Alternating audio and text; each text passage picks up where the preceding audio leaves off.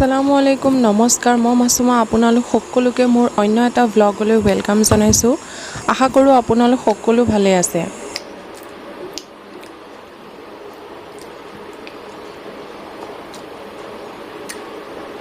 Hi guys good morning এতিয়া বাজিছে 6টালৈ 15 minute আছে মই হোৱাৰ পৰা উঠিলোঁ মুখ চুখ ধুলোঁ চাহ খাম কিবা এটা বনাই পেলাই খাম বনাই পেলাই গা পা ধুই ৰেডি হ'ম কাৰণ মই গুৱাহাটী যাব লাগিব চাই থাকিব আপোনালোকে কিবা এটা খাম মানে মই মেগীকে বনাব লৈছোঁ কাৰণ বেলেগ কিবা বনাই থাকিব মোৰ মনো যোৱা নাই আৰু সময়ো নাইকিয়া সেইকাৰণে মেগীকে বনাম আৰু অলপ চাহ বনাইছোঁ কাৰণ চাহ নাখালে মোৰ মূৰটো যিহেতু বিষাই থাকে আৰু মেগী পেকেটটো এনেদৰে ভাঙি থকাৰ একমাত্ৰ কাৰণ হৈছে কাৰণ মেগীটো যেতিয়া বনোৱা হয় নহলে দীঘল দীঘল টাইপ হৈ থাকে মোৰ বহুত অশান্তি লাগে সেইকাৰণে মই বনোৱাৰ আগতে পেকেটৰ ভিতৰত সদায় মেগীটো এনেদৰে ভাঙি লওঁ বেলেগ কোনো কাৰণ নাই বাৰু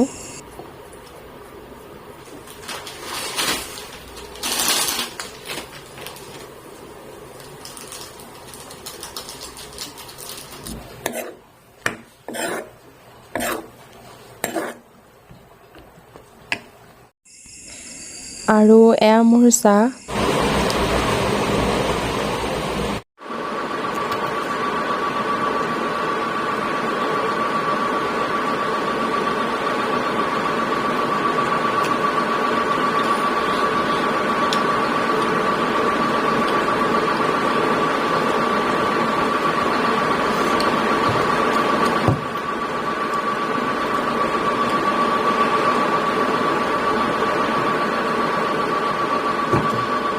মই গা ধুই আহিলোঁ এতিয়া ফটাফট ৰেডি হওঁ 6টা 20 হ'ল 7টা বজাত মোৰ ট্ৰেইন আছে নহ'লে দেৰি হৈ যাব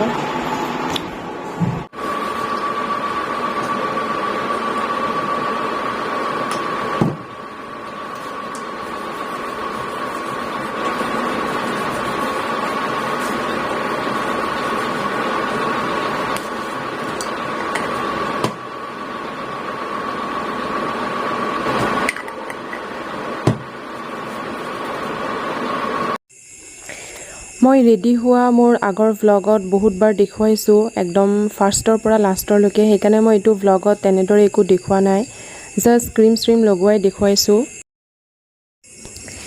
এতিয়া কাপোৰ কানি বস্তু বাহানিবোৰ বেগত ভৰাই আছোঁ যোৱাকালি ৰাতি মোৰ ইমানেই টোপনি লাগিছিলে মই শুই গ'লোঁ পেকিং কৰা নহ'ল কিন্তু মই বস্তু বাহানিবিলাক উলিয়াই ৰেডি কৰি থৈছিলোঁ সেইবোৰে এতিয়া মই ভৰাই আছোঁ বেগত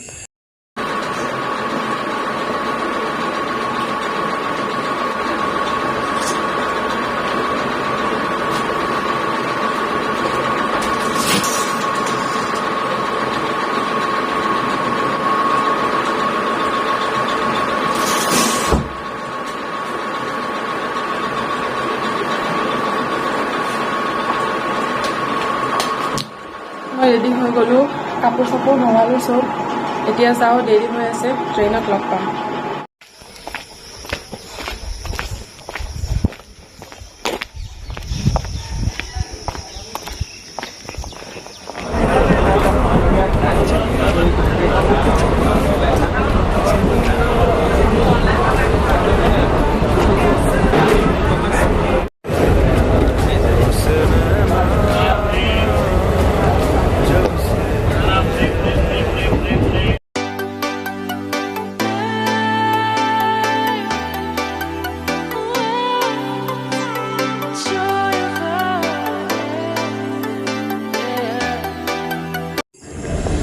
জাষ্ট নামিলোঁ ট্ৰেইনৰ পৰা গুৱাহাটী আহি পালোহি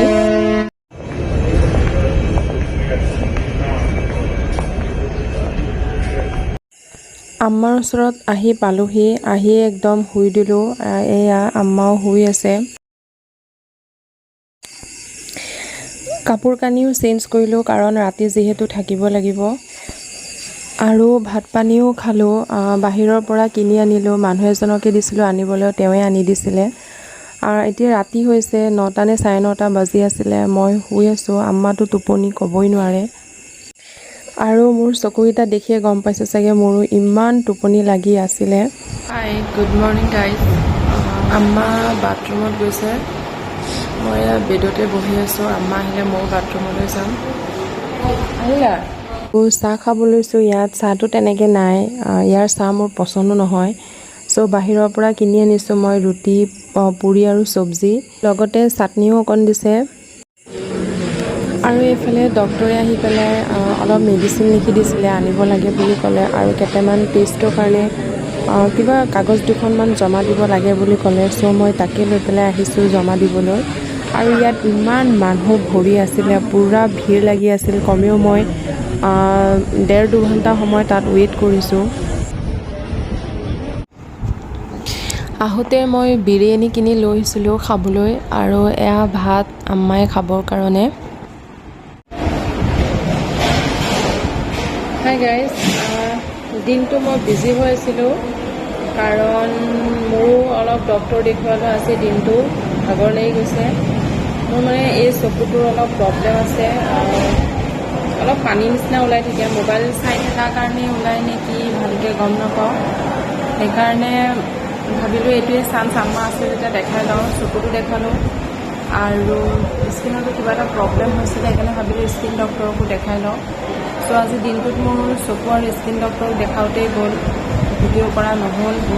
অলপ আগতে আহি পেলাই পাইছোঁ, আহি পেলাই অলপ ৰেষ্ট ল'লোঁ, মাৰ লগতে বিচনাতে ছাইডত শুলোঁ।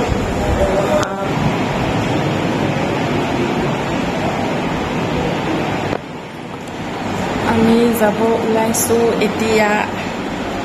চব পেকিং হৈ আছে।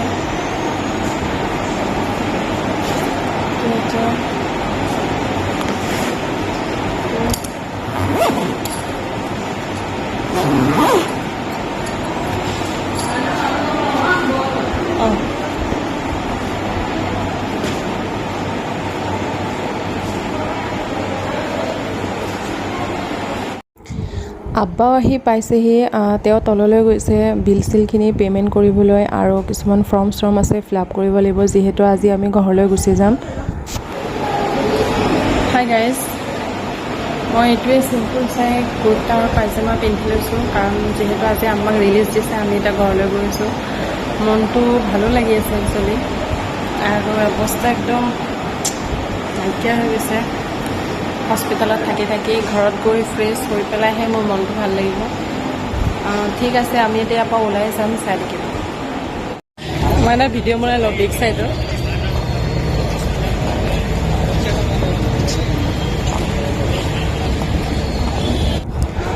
হস্পিটেলৰ পৰা ওলাই আহিলোঁ। আহি পেলাই আমি সোমালোঁ গুৱাহাটীৰে মোগলত, যিখন এখন বহুত পপুলাৰ ৰেষ্টুৰেণ্ট হয় বা হোটেল যি কয় আপোনালোকে। আৰু মই ইয়াত ফাৰ্ষ্ট টাইম আহিছোঁ, ইয়াৰ আগত অহা নাছিলোঁ। আৰু ইয়াতে মানুহ পূৰা হোজীসকল ভৰি আছে, কাৰণ ইয়াৰ ওচৰতে হোজী খানা এটা আছে, আৰু সেইখিনি সময়ত হজলৈ সকলোৱে যাত্ৰা কৰি আছিলে, সেইকাৰণে গোটেই মোগলখন হোজী মানুহ দি পেলাই ভৰি আছিলে। দেখি বহুত ভাল লাগিল, সেইকাৰণে মই এটা ভিডিঅ' বনাই থলোঁ।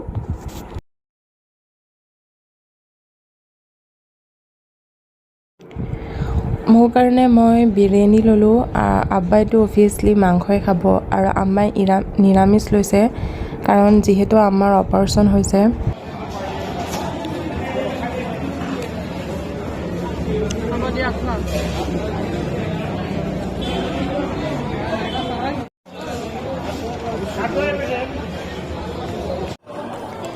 সঁচাকৈ বহুত টেষ্টি আছিল খানাখিনি, বহুত মজা লাগিল খাই।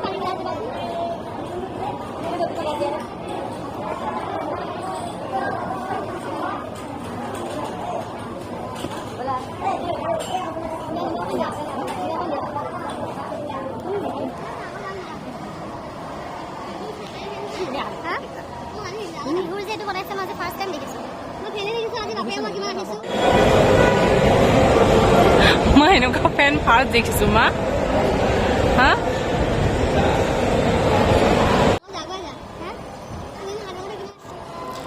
এইটো গুৱাহাটী ষ্টেচন হয়। মই আগতো ইয়াত আহিছোঁ, কিন্তু এনেকুৱা নাছিলে, নতুনকৈ বনাইছে চাগে। কিবা এটা ভাল লাগিছিল দেখি পেলাই। আৰু য'ত জেগা ধুনীয়া হয় সেই জেগাটোত মই ফটো তোলোৱেই, এইটো মোৰ এটা হেবিট হয়, আৰু ফটো তোলাটোতো মোৰ এটা হবি হয়। চ' মই কেইখনমান ফটো তুলি আছিলোঁ।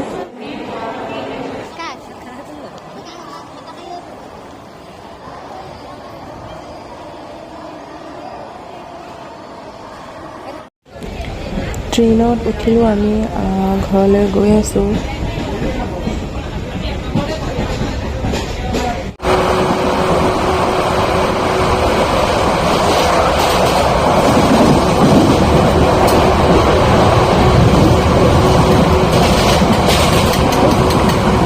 মই বহা ছিটটোৰ ফ্ৰণ্টতে দুজন মানুহ বহিছিল, এজন হিন্দু আছিল, এজন মুছলমান আছিল। তেওঁলোক দুয়োজনে গোটেই ট্ৰেইনত ইমান ধুনীয়াকৈ বহি কথা পাতি আহি আছিলে, একদম হাঁহি ধেমালি কৰি পেলাই। দৃশ্যটো দেখি মোৰ বহুত ভাল লাগিল, সেইকাৰণে মই দুখনমান ফটো তুলি থলোঁ যে আমাৰ দেশত এতিয়াও হিন্দু মুছলমান এনেদৰে মিলি থাকিব পাৰে। কিন্তু কিছুমান পলিটিকেল ইছ্যুৰ কাৰণে এওঁলোকৰ মাজত কাজিয়াৰ সৃষ্টি হয়। মই ভাবোঁ যে সকলোৱে সকলো ধৰ্মকে ৰেচপেক্ট কৰিব লাগে আৰু সকলোৱে মিলিজুলি থাকিব লাগে। আৰু এইফালে আমি ঘৰ পামেই, বেছি সময় নাই। মই ভিডিঅ'টো এইখিনিতে শেষ কৰিছোঁ।